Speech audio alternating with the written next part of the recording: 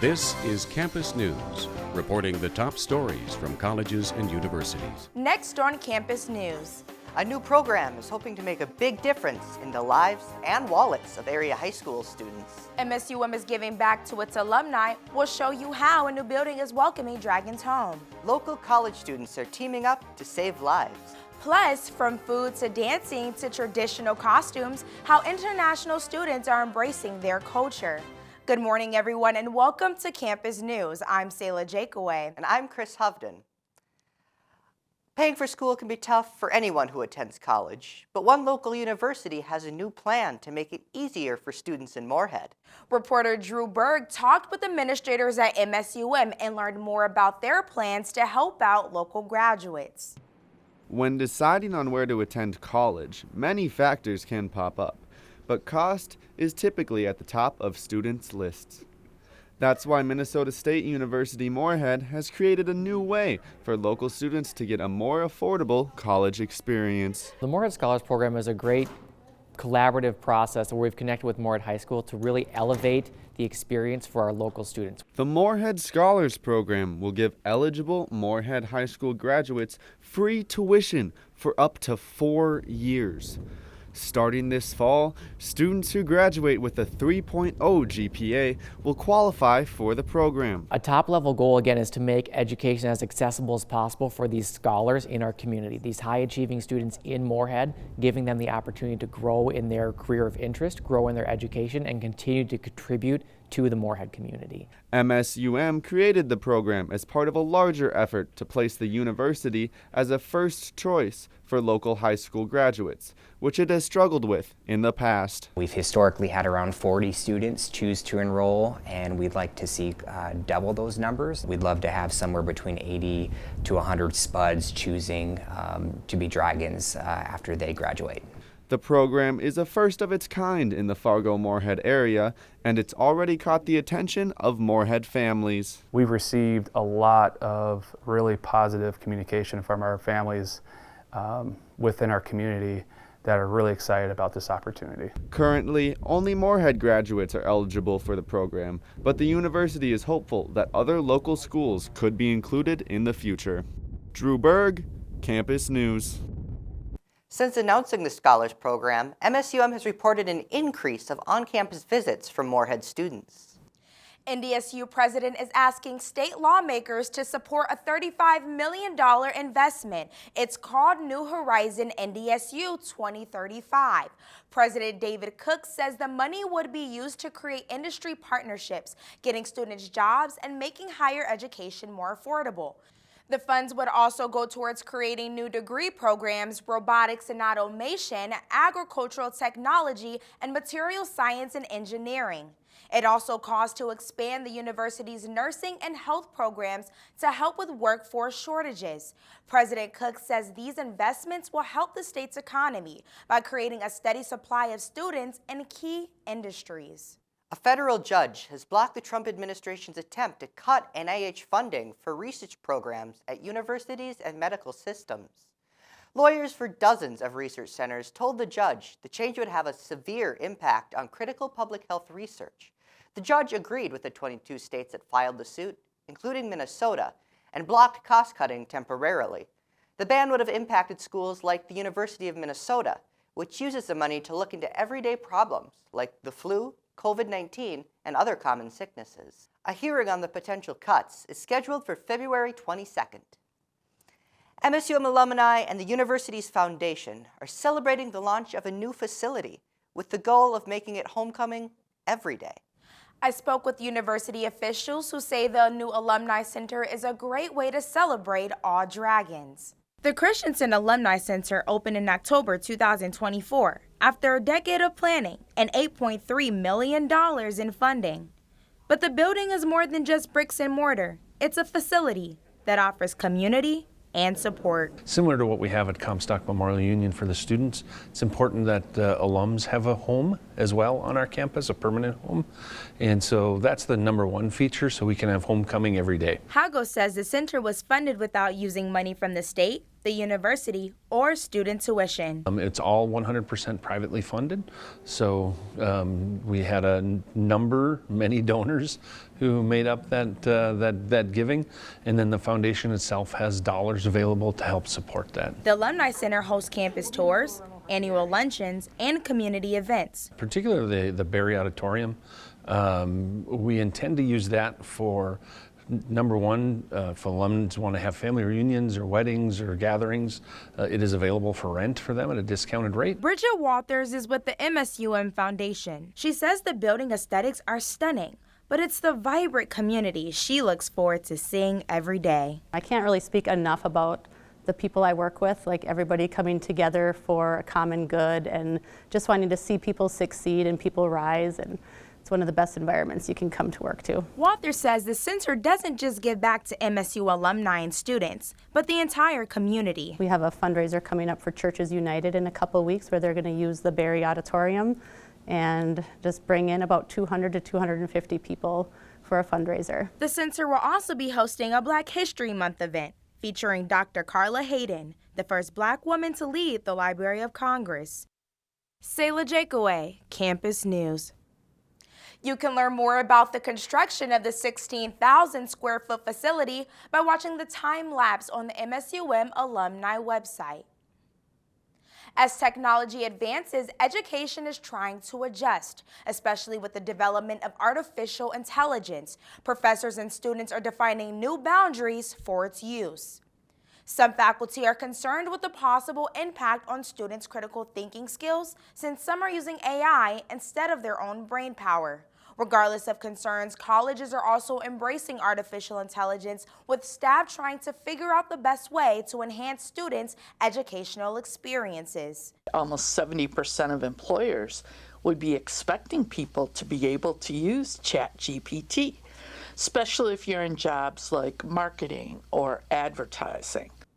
Currently, MSUM has no official policy on the use of AI. UND could soon be home to the North Dakota Center for Aerospace Medicine. Lawmakers in the state have proposed $2 million to fund the center. It do things like help pilots get medical certifications from the FAA, facilitate research in the field of aviation and space medicine, and provide mental health services for pilots and aviation students. The bill is currently going through the House Human Services Committee. MSUM is getting a fresh coat of paint with help from a brand refresh. A new logo, different colors, all to make the university's presence better. Reporter Nate Cohn has more on the university's goals for the new look. Out with the old, in with the new. MSUM is getting an updated look as part of a brand refresh. You've probably seen a couple of these around Fargo Moorhead. They're all part of MSUM's new brand refresh that hopes to attract new students to the university. So the brand refresh for us was really a goal to try to increase the visibility around the FM area and broader. We know that we want to grow. That's our number one priority as a university. The biggest change comes from unifying the academic and athletic brands, giving the university a uniform look. And so we really wanted to create a single brand, and when you're referencing dragons, it wasn't necessarily referring to just athletes or athletics. It represented the entirety of the university. The new look has already appeared all over the region through billboards, buses, and other promotional material. They all sport front door red, a new shade of the university's primary color. And there's quite a bit of variability in the color red. And we really wanted to find something that matched the tone and energy, which we felt was vibrant. But for the refresh to reach its full potential, the university must cooperate with those already familiar with the brand. Every student and every staff member and every faculty member, we are all ambassadors for MSUM. So when budgets are tight and they want to spend money making all these changes, we need to really understand why so we can support it and become the best ambassadors possible. With help from all parties involved, MSUM is hopeful the refresh will revitalize visibility for the university. Nate Cohn, Campus News.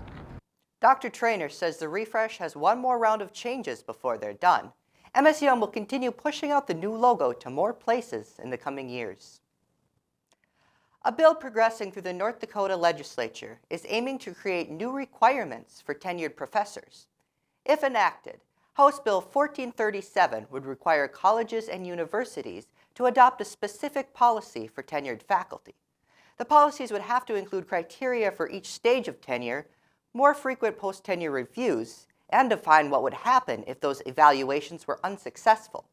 Tenure makes it harder for faculty to be fired and protects their academic freedom.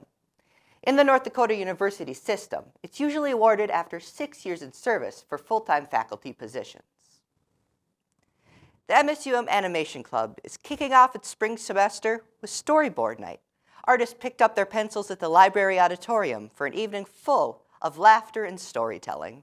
Derek Finkston tells us why club members say the event is special. All right, so who here has storyboarded before? The spacious library auditorium is quickly filled by the sounds of scribbling pencils and chuckling students. The Animation Club's storyboard event consists of students learning how to storyboard, But I'm just going to show the pictures because I'm a visual learner. creating their own stories, drawing them out, and finally showing them off. Club Vice President Ray Vangen says storyboarding is the framework of an animation. You'd think it would be the script, but honestly, it's the storyboards that make the animation. Nicole Schouts is the secretary for the Animation Club, and as an animation major, she finds these events are an important place for fellow animators to socialize.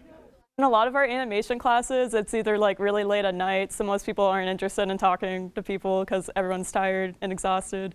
So I feel like having the club is really important to build that community and to help support each other in both life and in school.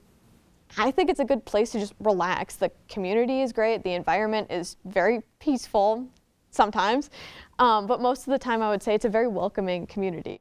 While the Animation Club is full of animation majors, students like Ray don't have to be in animation to join in on the fun. Hey, look at me, I'm not an animation major, but I'm a member of the team. As Storyboard Night draws to a close, these artists look towards future events that will further build out their sketchbooks. Derek Finkston, Campus News. The club meets every other week, putting on events like Flipbook Night and the 48-hour Animation Challenge. A local college is hoping to save lives 1 pint at a time. Concordia College hosted their annual blood drive with the help of Vitalent and a few student-run organizations. This year's blood drive comes at a good time. The Red Cross recently saw a 25% decrease in their blood supply, triggering an emergency blood shortage. Drives like this one at Concordia help contribute to the 13.6 million units of blood donated each year in the U.S. There are a lot of reasons why we need blood. And filling up that reserve is really important, especially if people have like universal blood types or ones that can be really easily donated. Blood from this drive will be processed and sent to reserves around the country. A graduate student on the MSUM women's basketball team has earned national recognition for her performance on and off the court. Reporter Chandler Donkers spoke with DJ Davis about the honor and what it means for the team. The Women's Basketball Coaches Association accepts only 80 student athletes from across the country into its annual So You Want to Be a Coach program. For DJ Davis, finding out that she was one of those 80 student athletes came as a bit of a surprise. I was looking at my emails and I'm looking and I see WBCA and I'm like, oh snap, I got accepted, and like I was just so happy and stuff, like overwhelmed and like just like crying of joy. The WBCA is a professional nonprofit organization that aims to expand women's and girls basketball through educational programming, network opportunities, and a variety of other resources, including the workshop that Davis is invited to. Coach Carla Nelson thinks getting accepted was a slam dunk for Davis. Number one, she's a woman. Number two, she really has a passion for the game. I think she is studious about it. I think she understands the little nuances, and that kind of makes her a perfect candidate to coach. I think with the WBCA opportunity, it's going to give her a good taste of all the things that go into coaching that people have no idea. Davis is pursuing her master's in education and fully intends to use what she learns at the SO workshop in her future career. Dealing with athletes and knowing the mental aspect of everything and giving my knowledge to athletes now, I think it'll be a great thing to do. I plan on staying at the college level. I don't know where just yet, but when I go there, I get to talk to other coaches and experience greatness as well. And I'm looking forward to like the ins and the outs of coaching and being a sponge. Chandler Donkers, Campus News. Davis will head to Tampa, Florida to participate in the 2-day workshop on April 3rd and 4th. If you're watching the Arca Menard Series season opener this morning, you might notice a car with some familiar colors. NDSU engineering student Bryce Hogberg is taking his bison-themed car to the Daytona International Speedway. He says he started racing at the age of 8 and calls his chance to race at Daytona a dream come true. Hogberg has made 21 career starts in the Arca Menard Series, debuting at the Phoenix Raceway in 2021. The green flag at Daytona drops this morning at 11. Student clubs and organizations at MSUM are tabling to get more students involved. Over the course of 3 days, the Find Your Fit Fair took over the Memorial Union. Between classes, students got a chance to learn more about the new clubs and make new connections. Club members say the fair is helpful for people that are looking to be a part of a group. You get out of it what you put into it. So going to clubs is a huge part of that, and you'll feel like you're part of the community. I would not enjoy college nearly as much as I do if I wasn't a part of Frame by Frame. The MSUM Student Union says over 150 students attended the Find Your Fit Fair.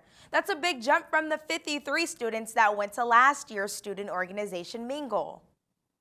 MSUM is home to dozens of Asian students. To highlight this small group of students, MSUM hosted one of the most attended events of the year, Lunar New Year. I spoke with event organizers and found out about the meaning of the event and why it's more than just a chance to show off colorful costumes.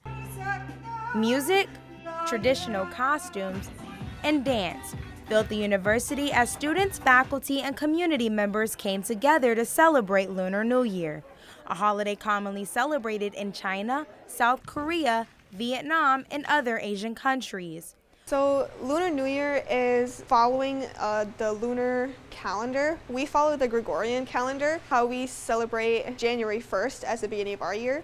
They celebrate around end of January, beginning of February, depending on the years. Colorful traditional costumes lit up the room as men and women wore bright patterns, hats, and gold jewels. This is a traditional Vietnamese wear called the ao dai, and so it's just a really long dress, and these are the buttons over here. The colors represent good luck, prosperity. Guests gathered to share a meal of Asian cuisine staples like spring rolls, egg rolls, dumplings, and soup. But beyond the flavors on their plates, a larger message was being served: the importance of cultural representation at MSUM. I always forget there are other dances than just Vietnamese, because I'm Vietnamese, so I see a lot of Vietnamese dances, but Mongolian dances I don't see very often. I don't see a lot of Korean dances. We want to embrace our culture, we want to embrace our dance, music, food. It doesn't just revolve around us and just MSUM, and not even just Minnesota or the Fargo-Moorhead community. There's a lot of other people who come here and want to see our culture. Sayla Jakeaway, Campus News. Let's go! MSUM will also be hosting the annual Celebration of Nations this spring. And that's it for this edition of Campus News. We leave you with more from Lunar New Year. Thanks for joining us, and have a great week.